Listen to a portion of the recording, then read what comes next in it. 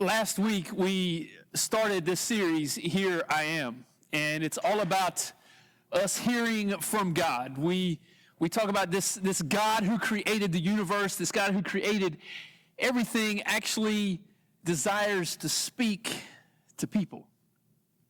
And that can be a hard concept to get around. Sometimes it's a little weird. Sometimes it's mysterious. Sometimes it's just hard to understand that God speaks. And are we listening? How can we hear from God? If God does speak, if he desires to speak to us, well then how do we hear from God? And that can be a little bit difficult. And the reality is as we're trying to navigate life, as we're searching for answers to questions, as we're searching for direction in life, we're just trying to figure things out. Oftentimes we want to try to hear from God, but we're not quite sure how that works. And we're not quite sure what we can do. How can we hear him when he speaks? And so we just decided to kind of jump right in last week. And last week we just talked about, okay, there's one thing that we can do in order to prepare ourselves to hear from God. Because oftentimes we're just way too busy. We're too busy doing our thing, and actually what we want is we want not to necessarily hear from God so that we're going to get on God's page, but we often want God to get on our page. God, come and get involved in what I'm doing. I'm doing this thing. I'm trying to do this. God, will you just come bless this? But God doesn't often work that way. God is ready and waiting to speak to us if we'll just kind of stop what we're doing, turn our attention away from things for just a moment, and to give him our attention. And we said that when we do that, that puts us in a posture, in a position, in a place to be able to hear from God if we'll just pause for a moment. And we talked about that, to give God our attention. And as we unpacked all of that, we were looking at the life of Moses, how Moses did just that. He stopped for a moment doing what he was doing. He didn't quit his job, but he just stopped for a moment and turned and gave his attention to God. And so we're going to kind of pick up the story where we left off last week. It says, then he said, right after God had told Moses, hey, Moses, don't come any closer because the place you are standing is holy ground.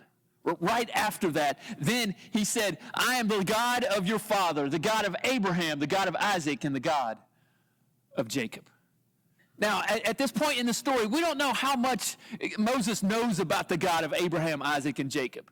I mean, that's the God of the Israelites, the God of their ancestors.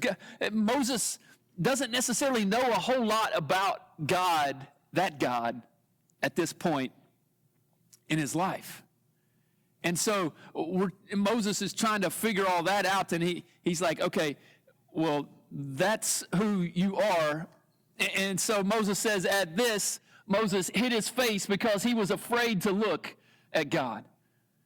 And even though Moses didn't understand who God was and this new God was new to him, one of the things that Moses understood was that he was standing in the presence of a holy God. That whoever this God was, the God of Abraham, Isaac, and Jacob, whoever he is, one thing Moses did understand was that he was a holy God, and Moses understood that he was not. That Moses had some things in his past that he was ashamed of. Moses had some things in his past he didn't really want people to know about. And so because of that, he hid his face because he was ashamed. And he wasn't really proud of some things he had done in his past. And I wonder if there's some of you here this morning that when you came in the door, that's kind of how you felt. You coming to church and you're expecting to hear from this holy God, and you're just, as you look at your past, there's some things you're ashamed of. There's some things you wish you hadn't have done. There's some things you hope never get out. And perhaps you're coming and you're hiding your face, so to speak, here this morning. Now, I want you to know that if that's you, that even though Moses did that, even though Moses had that posture and was hiding his face, that did not prevent God from speaking to him. And that will not prevent God from speaking to you either, if that's your approach. And Pastor, if that's how you came, if that's how you feel when you come into this place this morning, that God is ready and waiting to speak to you if you'll just give him that space, regardless of your past, regardless of what you've done. And then God begins to speak to Moses as Moses is hiding his face and he's not sure about this holy God. God begins to say, okay, Moses, there's some things here I want you to do.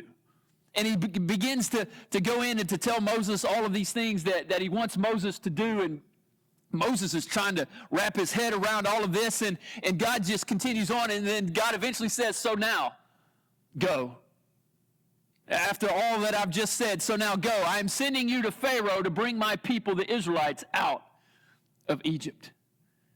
And Moses is just trying to figure all of this out. And he's struggling to hear God. He hears God. He hears what God is saying. God is speaking from this burning bush that's not being consumed, and God is speaking, and Moses is hearing the words that are coming out of his mouth, but he's not really listening. And so Moses said to God, who am I that I should go to Pharaoh and bring the Israelites out of Egypt? Who am I? God, I think you got the wrong guy. I'm not sure you know who I am. I don't even know who I am.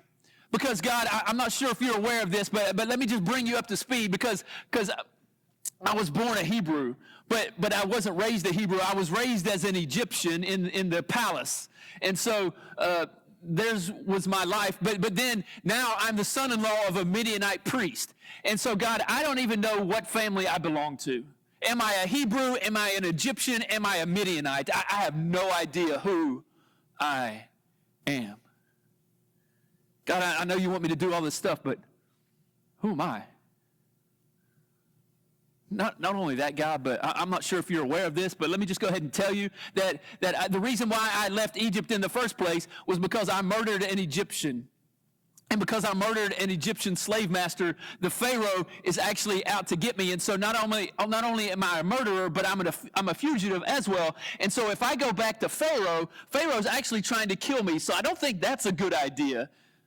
Just wanted to make you aware of that, God. So who am I? Who am I to do all of this that you're wanting me to do? And it's as if Moses has these messages that are on repeat in his mind. That he's not good enough, that he's not worthy enough, that he has no idea who he is. And this isn't a character in a movie. This is somebody who's been bruised and battered from life and is struggling to figure out who he is.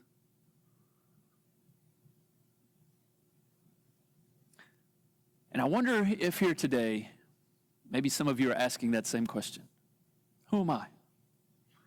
Maybe it's because of your childhood, or maybe it's because of your teenage years or whatever, and you're not quite sure about things, and you're not quite sure who you are, and you're just trying to figure it all out.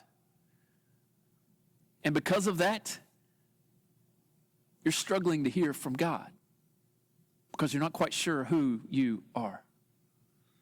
And perhaps others of you are on the other side of the coin, and you're absolutely sure who you are, and because you've got all these achievements, and you're trying to achieve everything. It's not that life has bruised and battered you, but you've been actually successful, and you've got a trophy cabinet full of trophies, the real ones, right? Not just the pretend ones. And you've got all of these things, and you've achieved a lot, and you're successful, but you receive your self-worth from that. And so as you receive your self-worth from all of that, at the end of the day, you go home at night and you're like, it's not really fulfilling. And you're also asking yourself, well, who am I? I mean, I got all the toys, I got all the accomplishments, I got all the successes, I got all the trophies, I got all the things, I've got all the promotions. But it's empty. Not that those things are bad, but if we derive our self-worth from all of that, then that's not helpful. So perhaps you're also asking yourself, who am I? Because those things, you can accomplish those things, but those things shouldn't define you. Those things aren't who you are. Those are just what you do. And so if you're asking yourself, like Moses, who am I? Listen to what God said to Moses, and perhaps what God might be saying to you as well. God said, I will be with you. God, I'm not really sure you heard the question. The question was, who am I? And you don't even answering my question. God, what's going on here? I said, who am I? And you're telling me you'll be with me? God's like, wrong question. In other words, it doesn't matter who you are. What matters is, am I with you? And if I'm with you, then you're with me. And we're together in this. And that changes everything. So it doesn't matter your background. Doesn't matter your past. Doesn't matter what you've done. Whether it's been hard and difficult, or whether you've been up and to the right your whole life, or some combination thereof. God says it doesn't matter who you are. What matters is he with you? He says, I will be with you, and this will be a sign to you that it is I who have sent you.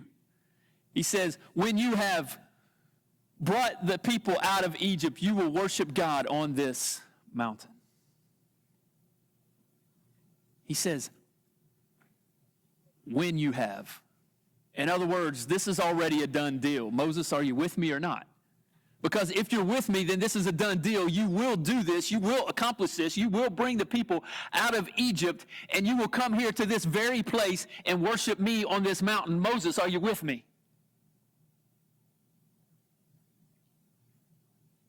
He says, when? So Moses, again, he's struggling to hear. He's struggling to understand. He's struggling to get those messages that are on repeat. He's struggling to get those out of his head so that he can hear God. I mean, he's hearing the words of God, but he's not really taking it all in. So he says, Moses said to God, suppose I go to the Israelites and say to them, the God of your fathers has sent me to you. He says, suppose. God, I'm not committing to you yet. I'm not committing to doing this, but what if? What if I do this? God, who am I going to tell him sent me? Who are you? Not only do I not know who I am, God, I don't know who you are.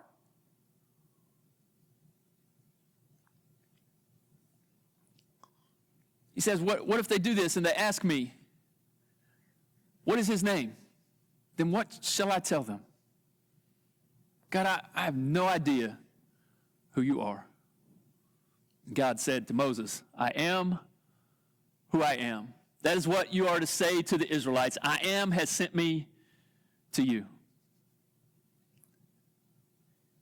And what God is saying in this moment to Moses who grew up in the Egyptian palace worshiping multiple gods, because that's what they did.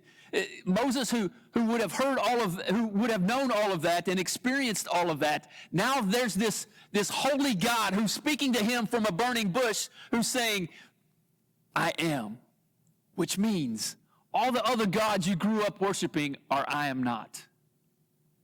They don't exist. They're not real. A huge, huge paradigm shift for Moses.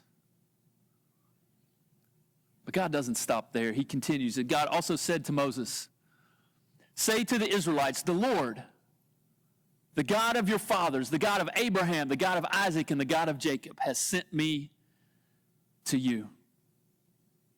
The Lord, capital L, capital O, capital R, capital D. That was a different Hebrew word he used. And so Moses asks him, okay, what's your name? First of all, he says, my name is I am. And then he says, well, my name is, the Hebrew word used here was Yahweh. And so what God is saying is that from God's perspective, it's I am. But from our perspective, Yahweh means he is. And so that's the perspective that God is trying to get Moses to understand, that this is my name. This is I am the one true God. I am the God who exists, and all the other gods that you grew up with are not. And Moses, that's what you need to understand. And so Moses, you're asking the question, who am I? Well, Moses, when it comes to your identity, Moses, this is what God is saying. Moses, when it comes to your identity, you can either try to achieve it or you can receive it. And Moses had spent an earlier part of his life trying to achieve his identity. If you'll remember back with me when Moses was in Egypt and he saw the Egyptian slave master mistreating the Hebrew, he went and murdered the Egyptian slave master because he was trying to save the Israelites out of Egypt. He was trying to save them out of slavery. He was trying to be their redeemer. But Moses was trying to do that on his own. He was trying to achieve his identity that God had for him, but he was trying to achieve it on his own. And so then he has to flee, and he just kind of basically forgot about all of that. And finally, he gets to a point in his life and a place in his life where God is speaking to him, and now God is saying, okay, Moses, you tried that before. You tried achievement. You tried it, and it didn't work. Are you ready to receive it now? Are you ready to receive the identity I have for you? And the identity I have for you is what you thought it was to begin with. We're just going to do it my way. And so are you ready to receive it? Are you with me or not?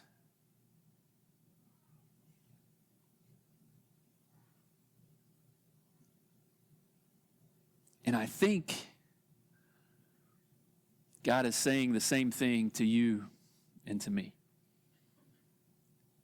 For those of us who are here today and we're asking the question, who am I?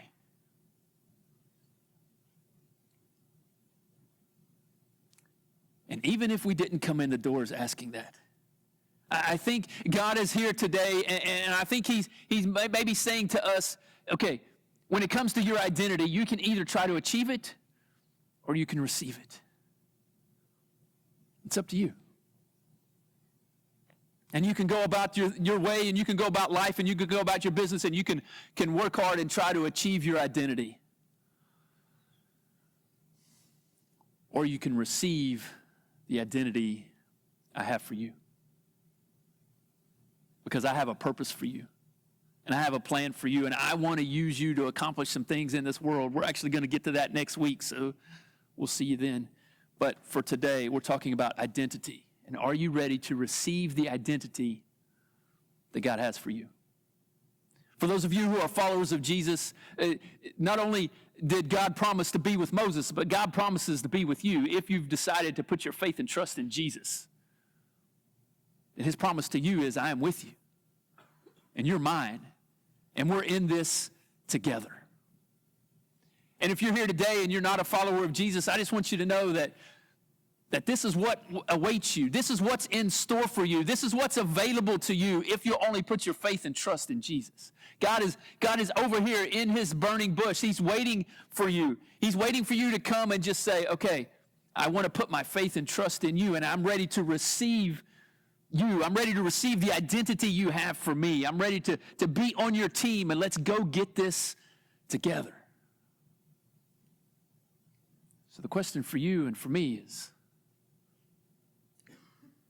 are we ready to receive it? What's the tone and the posture of your heart and your life? And God is ready to speak. And then speak into your life. And he wants to speak an identity into your life that you're his. And that he's with you. Will you let him?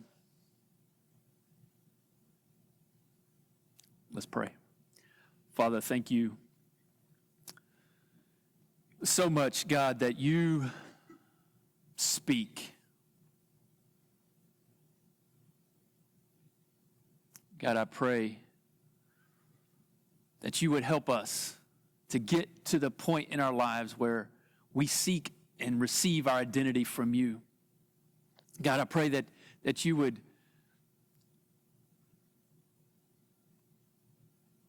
help us to receive that you would help us to have the tone and the posture that we need to hear from you. Pray this in Jesus' name. Amen.